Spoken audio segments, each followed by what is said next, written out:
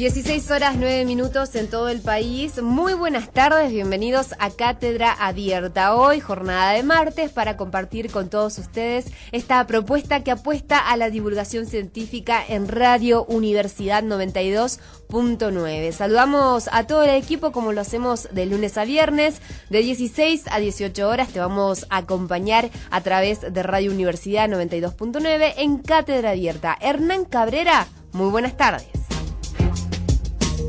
La saludamos también a nuestra productora, Rosana Velázquez. Mi nombre es Andrea Velasco y esto es Cátedra Abierta en Radio Universidad. Hoy vamos a compartir dos espacios de nuestra grilla que te ofrecemos de lunes a viernes, como bien lo decíamos. La voz de ingeniería en la primera hora de programa, y a partir de las 5 de la tarde, nuestra segunda hora, panorama geológico y minero. Te voy a recordar las vías de comunicación con Cátedra Abierta: 422-1600, podés llamar, dejar tu mensaje o también comunicarte a través de un mensaje de texto o WhatsApp al 388-5011-525. Ahora sí, te presentamos La Voz de Ingeniería. La Voz de Ingeniería en Cátedra Abierta.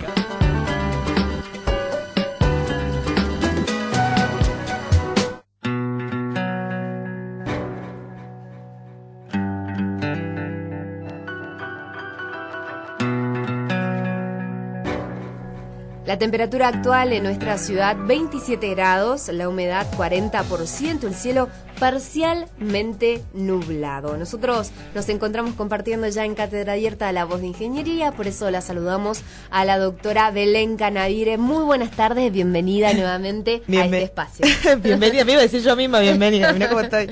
Perdón la cabeza, que estoy media enfermucha, así que por eso la voz no muy agradable. Pero aquí bueno, presente. Aquí sí, siempre al pie del cañón. En La Voz de Ingeniería nuevamente, así que contenta, Andy, de recibirte de nuevo. En el programa anterior estábamos ahí con Hernán, pero salió bastante bien, creo que salió bien. Por supuesto que sí, por supuesto que sí. Ya estoy aprendiendo acá de la colega.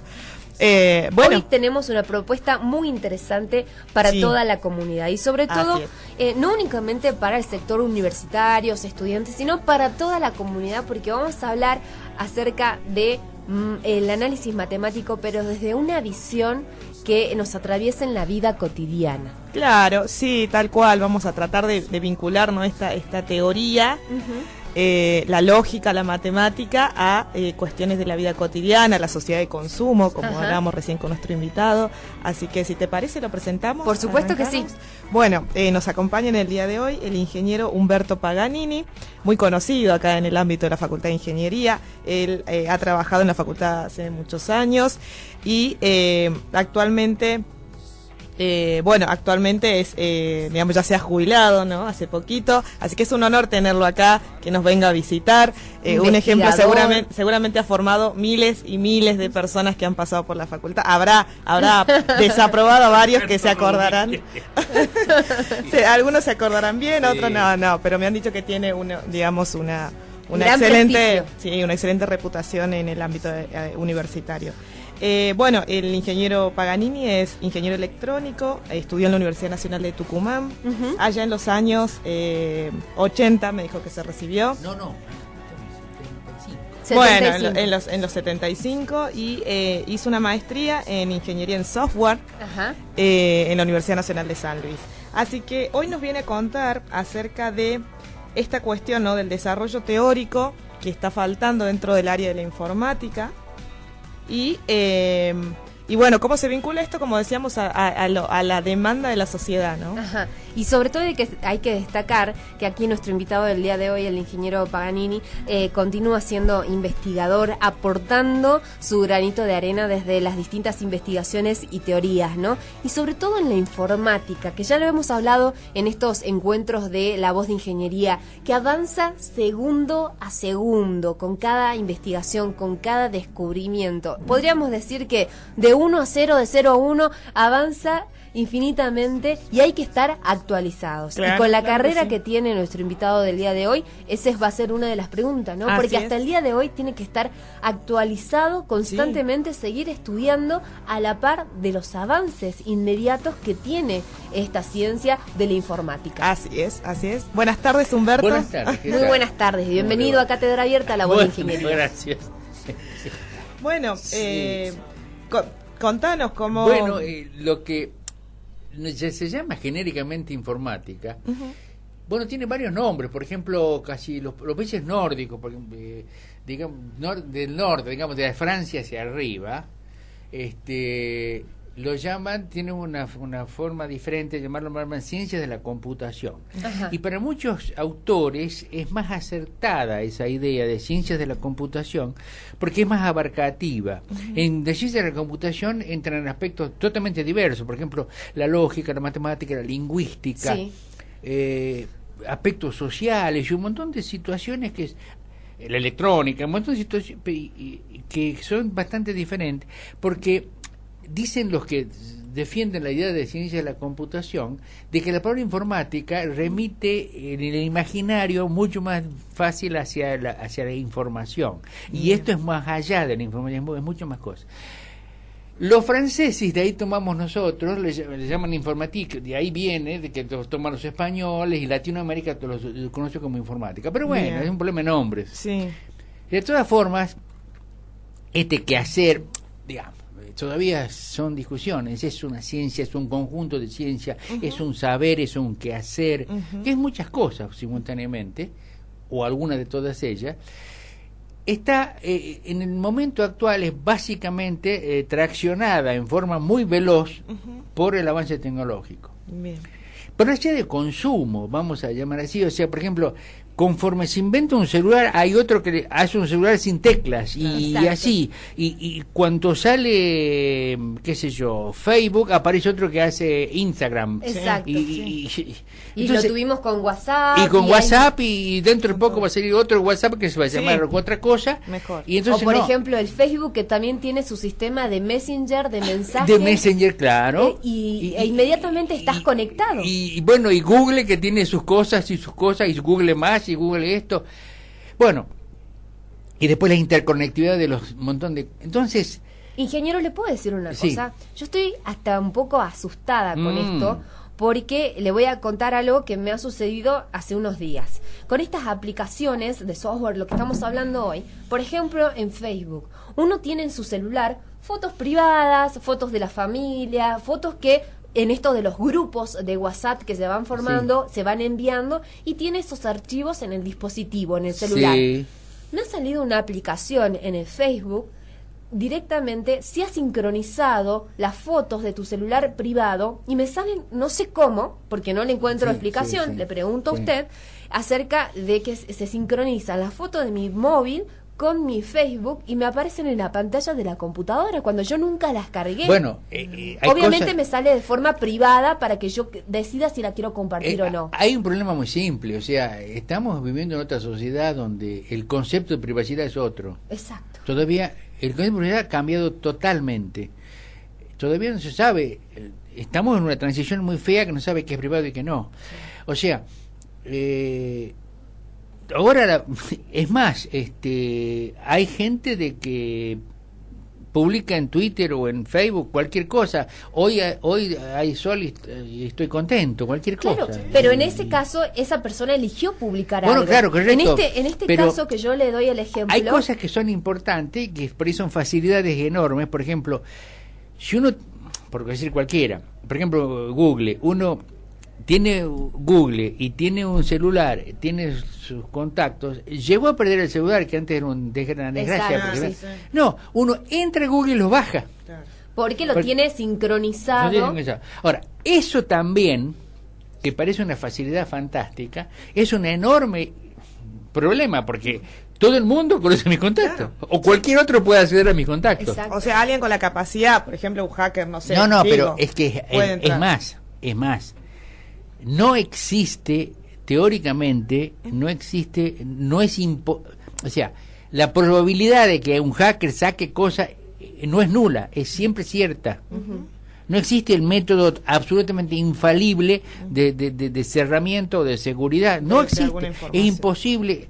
Hasta se puede demostrar teóricamente que eso no se puede lograr. Entonces, un montón de facilidades llevan un montón de problemas. Entonces, evidentemente, vamos a otra sociedad donde habría que cambiar hasta tremendos conceptos de cosas.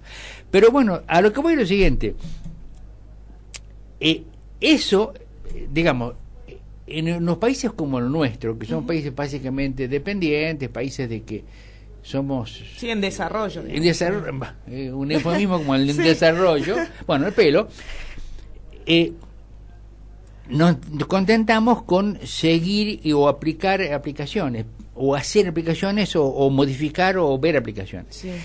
Ahora, el aumento tan veloz de todo este tipo de crecimiento en eso que llamamos informática, sí, ha restringido un poco, ha frenado un poco, o no ha dejado espacio para el asentamiento teórico, el asentamiento de base, de teoría para un montón de cosas. Como por ejemplo temas como esto, sí, la privacidad, tiene que ser foros, discusiones y un montón de cosas. Ahora, el gran problema es que nosotros, eso se agudiza todavía, no es tampoco lineal, se agudiza todavía en países como los nuestros, porque nuestros pocos recursos científicos están llevados hacia hacer cada vez más aplicaciones y no hacia el desarrollo teórico. Sí.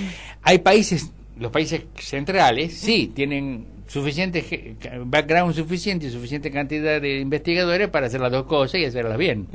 Entonces, eso nos va a llevar a una desigualdad cada vez más creciente, donde vamos a llegar más dependientes de lo que inventa el norte. Bien.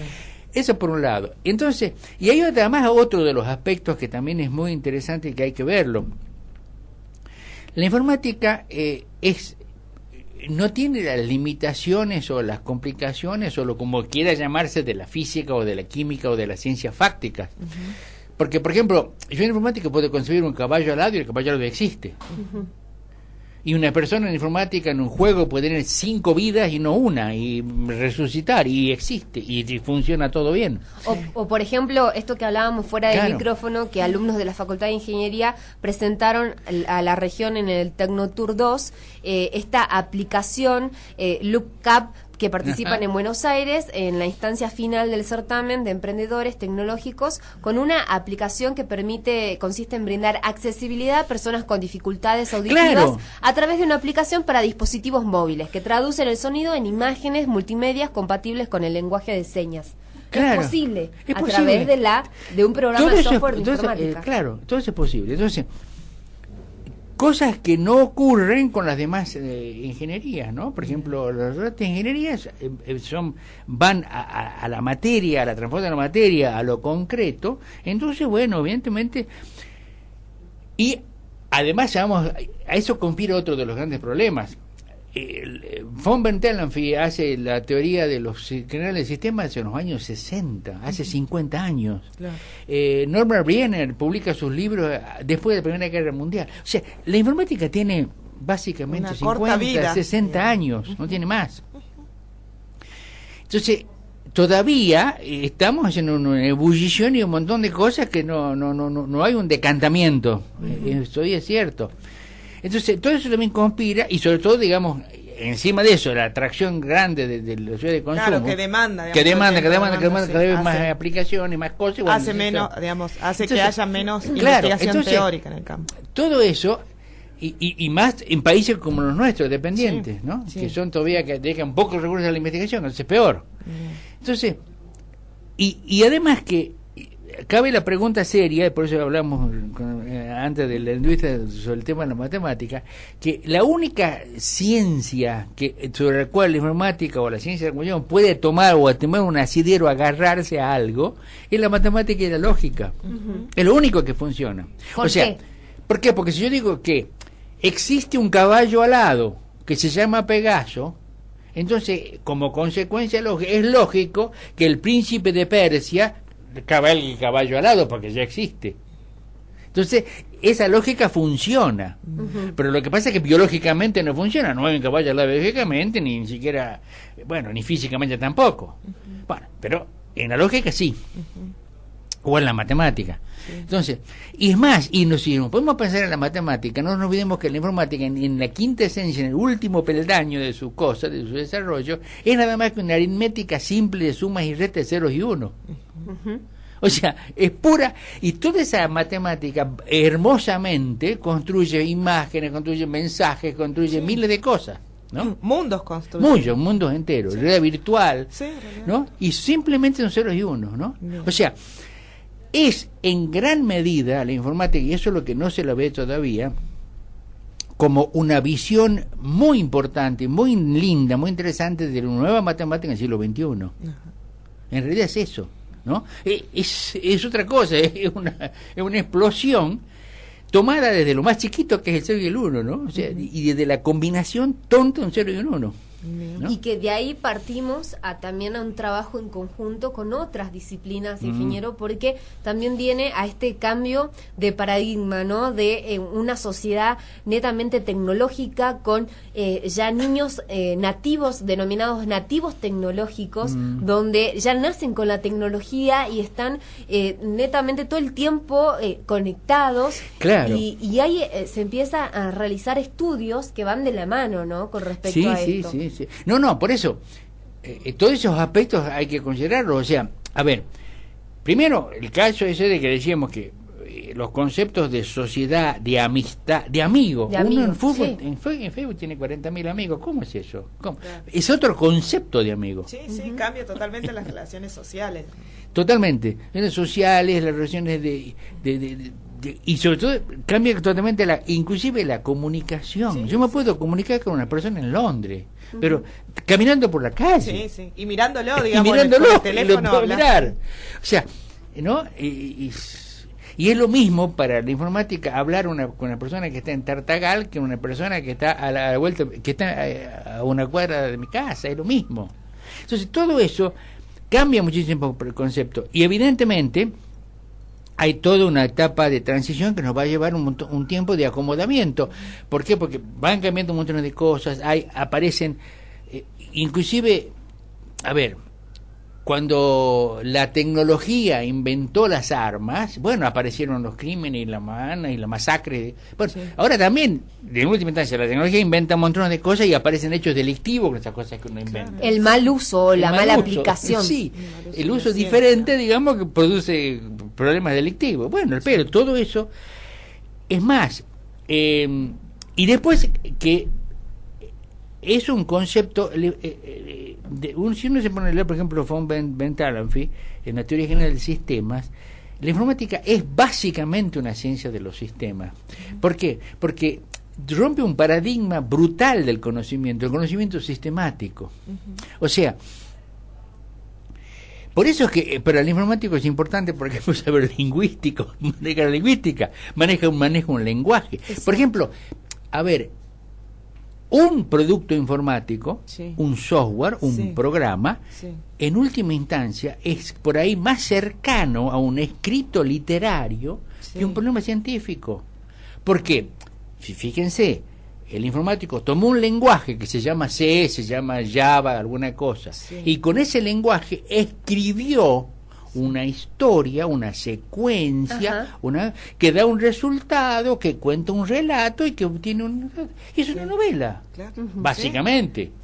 ¿No? Y también va relacionado con la semiótica. Y con la semiótica. Por los íconos, por los símbolos. Por los símbolos y un montón de cosas, ¿no? O sea, a ver, toda la teoría que yo puedo hacer para diseñar iconos es semiótica pura. Exacto, o sea, y un chiquito se para ante una pantalla y sabe que eso es Google y esto es Facebook, porque ve eso es Twitter, el pajarito ni siquiera es Twitter. Conoce el lenguaje, ni siquiera sabe. No sabe ni hablar y sabe que eso es. Pero eso, que eso lo conecta. Digamos. Eso lo conecta y aprieta ahí o toca ahí. Entonces, eso es semiótico, o sea, es un concepto tremendamente nuevo y dentro de un paradigma absolutamente diferente que el paradigma, o sea, el paradigma de lo sistémico, de lo sistemático, de los sistemas, es un paradigma de conocimiento que presenta otra concepción diferente a la de la física, ¿no? Nosotros hasta Newton, y desde ahí de Newton para adelante, Laplace, por ejemplo, que Laplace era determinístico al mango, era el inventor del determinismo, y hasta, qué sé yo, hasta el siglo XIX, fines del siglo XIX, el mundo se concebía como mundo físico, y las leyes de la física eran leyes del mundo. Bien. Ese era el mundo. El mundo era hecho por la física. Sí. Y bueno, el mundo es otra cosa. Ahora cambió totalmente. Totalmente. ¿no? Ingeniero, lo interrumpo porque ya tenemos que ir al boletín perdón, informativo, pero le voy dejando una pregunta, porque con su carrera usted ha atravesado el cambio de paradigma, el cambio de sistema, de lo analógico a lo digital. Sí. Y eso también repercute en los software que se han ido creando, construyendo. Así que le voy dejando esa inquietud para el próximo bloque. Nos vamos a ir al boletín informativo, la tanda, y ya regresamos con más de La Voz de Ingeniería aquí en Cátedra Abierta. Estás escuchando La Voz de Ingeniería en la 92.9 Radio Universidad.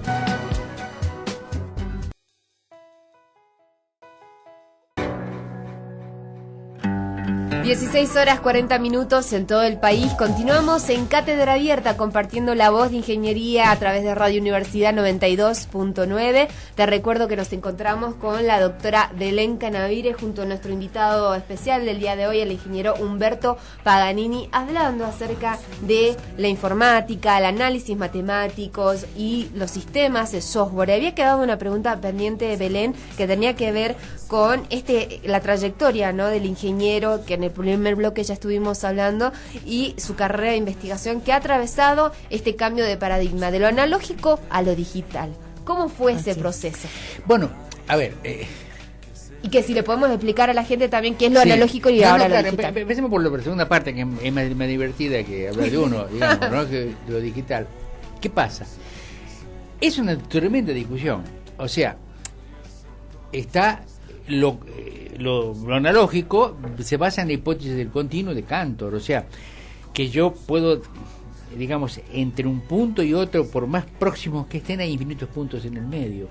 Entonces, es tan así denso que ni siquiera uno puede decir que hay un punto próximo, porque en cuanto yo digo que este es el punto próximo, en el medio hay otros.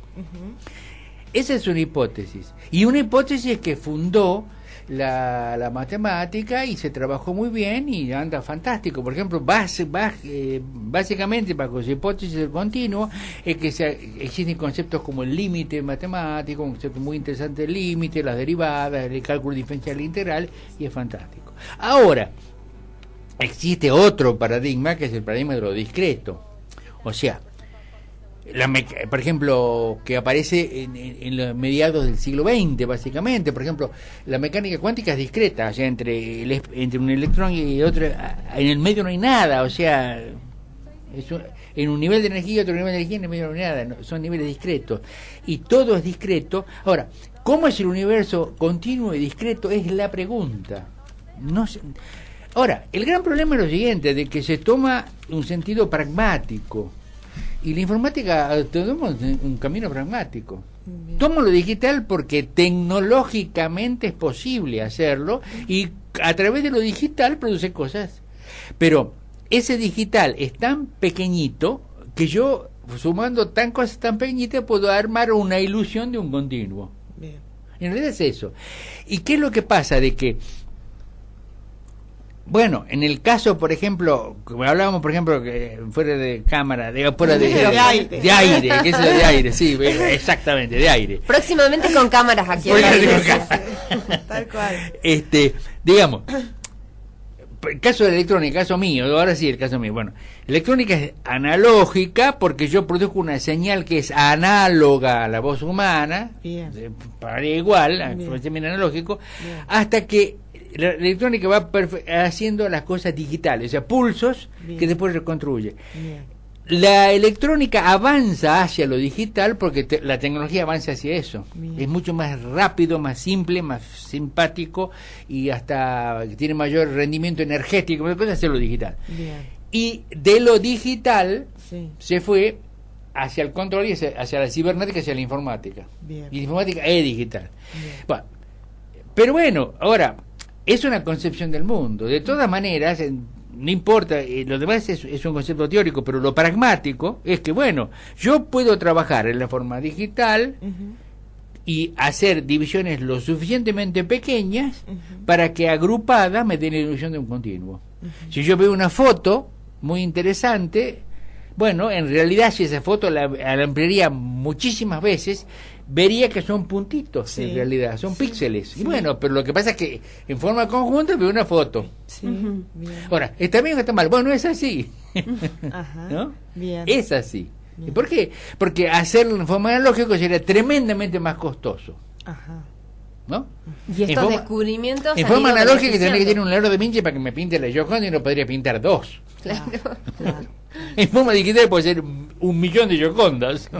Una vez que hice una. Bueno, esta propiedad que usted nos hablaba de que la informática puede permitir volver el tiempo atrás, digamos. No, claro, o sea, además de todas las otras cosas. Digamos, a ver, no está atada, ligada a la física. Entonces los paradigmas físicos no claro, no funcionan. Por ejemplo, en la física el tiempo anda en un solo sentido y bueno, yo en la informática voy a hacer un programa que me venga el tiempo para atrás, no hay problema. O sea, un caballo alado, como digo. Todo es posible. Sí. Hasta robar una foto privada es posible. Exactamente. Obvio. Exacto. Y lo que hablábamos recién acerca... Está contestada tu pregunta. Sí. ¿Alguna pregunta más? No, está bien por ahora. Acerca de las dos caras de la moneda, ¿no? De esto de lo bueno... A ver, no es de lo bueno y lo malo, digamos. Lo diferente... Sí, bueno y malo también. Es una concepción diferente. El uso. El uso que se le da en realidad. Claro, o sea, por ejemplo... A ver, Internet es una herramienta fabulosa y fantástica, y su concepción básica es la libertad. Claro. No tengo ninguna censura, puede publicar lo que quiera en Internet. Tiene un problema, puede publicar también pornografía, puede publicar pedofilia, puede publicar cómo fabricar una bomba, y alguien hace la bomba, puedo difamar a una persona, o sea, puedo hacer cosas malas. Incentivar, por ejemplo, hemos visto casos de páginas donde incentivan a los chicos a la bulimia, a la anorexia, por ejemplo, suicidio. claro. Entonces, y puedo hacer cosas fantásticas. Puedo compartir conocimiento, puedo hacer miles de cosas. Ahora, el gran problema es ese, bueno, es una discusión que es borderline, digamos, la informática, ahí ya entran otro tipo de disciplinas. La informática se caracteriza por ser un sistema abierto, o sea, ¿en qué sentido abierto? Que se contagia y intercambia con muchísimos sistemas de conocimiento diferentes. Entonces, bueno, y será la gran discusión, o sea, ¿no? El problema es que si limitamos Internet, también limitaríamos un montón de cosas. Y bueno, entonces, ¿es libre o no es libre? Nace libre y todavía sigue siendo libre. Por suerte, y lo importante que hay que ver es lo siguiente, son las consecuencias, siempre, digamos, lo pragmático del asunto. Los regímenes políticos altamente totalitarios tienen Internet limitada. Claro. Sí. Y bueno, evidentemente, ser libre es un problema, ¿no?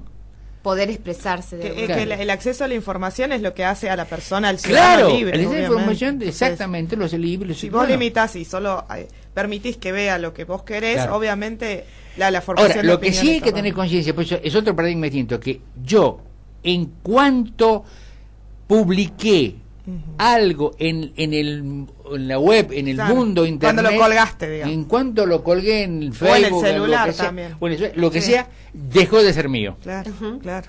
Dejó de ser privado, dejó de ser mío y es de cualquiera. Sí, exacto. Bueno, entonces eso uno tiene que saberlo. Claro. Entonces, hay gente que no le importa nada, sube, publica, todo bien, pero bueno, eso hay que tenerlo constante, eso es saberlo. Pero es fantástico porque, por ejemplo, un científico puede publicar un paper en Dinamarca y lo lee una persona en Uganda, sin ningún problema. ¿No? No, obvio. Claro, sí, bueno, son casualmente estas dos caras. Son dos caras que, bueno, pero hay que manejarse con eso. Y la conciencia. Bueno, y el mensaje, más que nada, que traía el ingeniero Paganini, ¿no? Para no perdernos en este mundo, en estos mundos, era acerca de la importancia del desarrollo teórico, como, digamos, dentro de la informática, para... digamos, para ponerle un poco de, no sé si de control, pero un poco más de base. Pongamos una ingeniería más conocida, por ejemplo, que es una ingeniería mecánica. Todo bien. Yo puedo ser un gran preparador de autos y agregarle al auto un aleroncito. Emilio, si me acuerdo que en el época yo era chico, preparaba autos y le ponía una cosita Lo más. tuneaba. Lo tuneaba. Sí. Todo bien, pero no voy a dejar de ser un tuneador. Ford va a ser un auto nuevo. Claro. Y es más, no solamente Ford, sino que otro inventor va a ser un helicóptero. Y perdimos. Claro. Nosotros estamos como país dependiente y como todo eso en la etapa informática de que estamos tuneando. Claro. Pues todo bárbaro. Hacemos unos tuneos que son brutales y hacemos cosas que son loables y aplaudibles y fantásticas y especial que se sigan haciendo. Es hermoso que se sigan Claro, hay que haciendo. promoverlo. Pero lo que pasa es que además de eso, como plus, hay que hacer otras cosas. El gran problema de la teoría, de la nueva teoría, es que nunca se sabe para qué va a servir. Exacto. Claro. No, ¿O a qué va a contribuir? Es medio tonto pensar, ¿y para qué sirve? Demasiado pragmático, demasiado tonto. Por ejemplo, le pongo un caso, Bull, en el año 1800, en la primera mitad del siglo XIX, 1820, por ahí, inventa el álgebra de Bull. Era un juego, era una estupidez, una tontera. A más B, A intersección. Era una tontera el álgebra de Bull, el 0 y 1, era una cosa tonta. En 1800 no sirve para nada. Es la base brutal para la informática del siglo XX-XXI. Exacto. Claro. Entonces, ese desarrollo, pero lo que pasa es que Bull es inglés. ¿Sí? Claro. No es un Sánchez, digamos, ni Taritolay. ¿Por qué? Entonces, tendríamos que tener un desarrollo diferente, o sea, había que tener también un montón de... Y las únicas bases de desarrollo son la lógica y la matemática. Por ejemplo, uno de los grandes ítems de desarrollo es la famosa inteligencia artificial, o sea, Ajá. ¿qué es la inteligencia artificial? Bueno, a ver, todavía no se sabe concretamente y estrictamente qué es la inteligencia, la artificial, bueno, pero más o menos tiene idea de qué es la inteligencia artificial, o sea, hacer dispositivos que razonen de alguna manera en forma automática o solo o autónoma ante situaciones y puedan solucionar problemas. Sí. Bien, bueno, seguimos haciendo aplicaciones, pero tenemos una enorme capacidad para hacer cosas nuevas. Bueno, eso, las personas que se dedican a inteligencia artificial tienen un enorme conocimiento de lógica o un enorme conocimiento de matemática, porque es la única ciencia que puede llegar hasta ahí. Digamos, ¿no? Otra cosa no. Bien. Y esto usted lo denomina informática teórica, ¿verdad? ¿Así lo llama? Bueno, sí. ¿Usted la llama así? Ya puedo llamar así, es como decir, qué sé yo, informática verde, no sé. Bien. No, es una manera. Quiero decir, en el sentido de que el sentido de lo teórico y lo práctico, claro, digamos, ¿no? sí, pero tal cual, Sí. pero quería saber si había una rama que se denominaba ingeniería teórica. No hay una rama. No, en realidad, sino ocuparse de la como le teoría, digo, digamos. Crear teorías y no crear una aplicación. Una de las concepciones más importantes es ver a todo esto como un conglomerado que se llama ciencia de la computación, todo un conglomerado sistemático, ciencia de la computación, en donde está, por ejemplo, la lingüística, la lógica, la matemática, la semiótica, la electrónica, la programación, los lenguajes de programación y un montón de cosas más, ¿no? Claro. Hablamos del software, pero si hablamos del hardware, la nanotecnología. Eso sí, eso es otro de los grandes problemas, digamos. Son dos cosas, digamos, es como la gran discusión entre el cerebro y la idea, digamos, ¿no? El software se soporta en un hardware y el hardware es básicamente electrónico.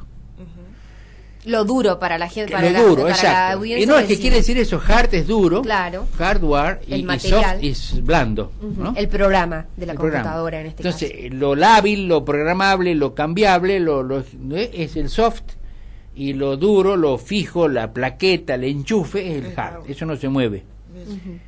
Bien, y eso es básicamente electrónico. Es más, la electrónica avanza en forma tremenda. Por ejemplo, una de las grandes cosas que se están haciendo es la nanotecnología, o sea, cada vez llegar es a ser la impresionante. micro Claro, todo integración y hacerlo.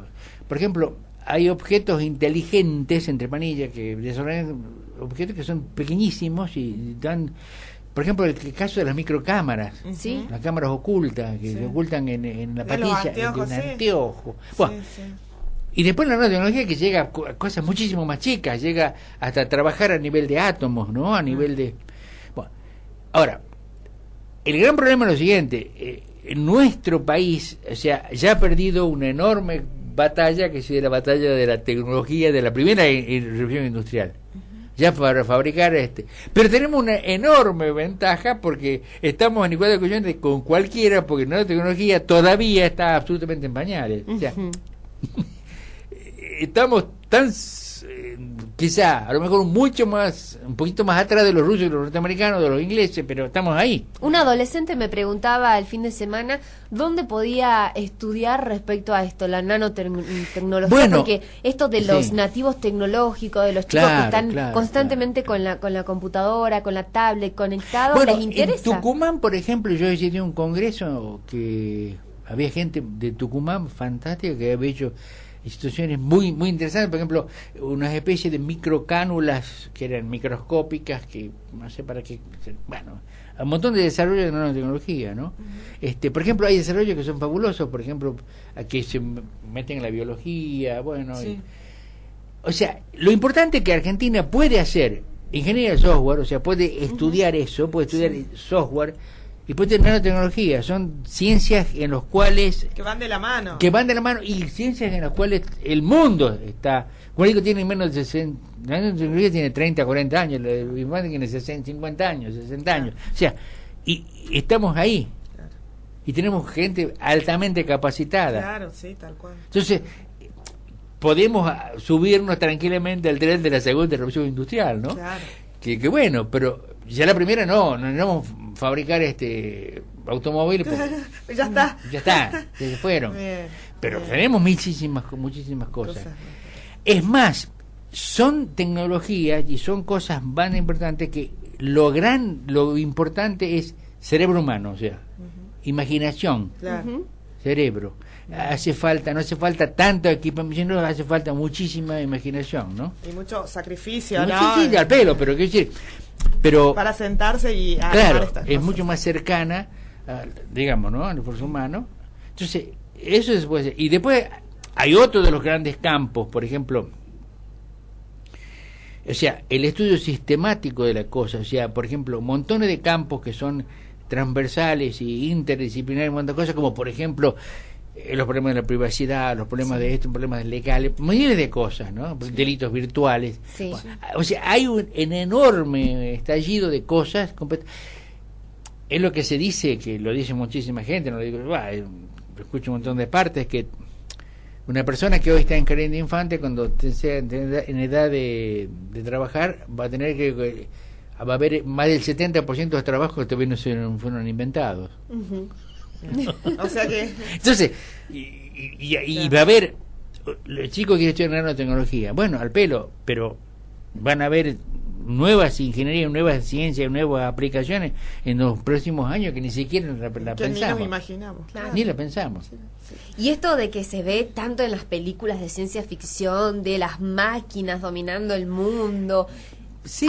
Me quedé pensando en lo que usted decía, ¿no? Esto de que la mente, el trabajo de la construcción, la lógica, va de la mano con ese pensamiento, con sentarse a aplicar, a construir.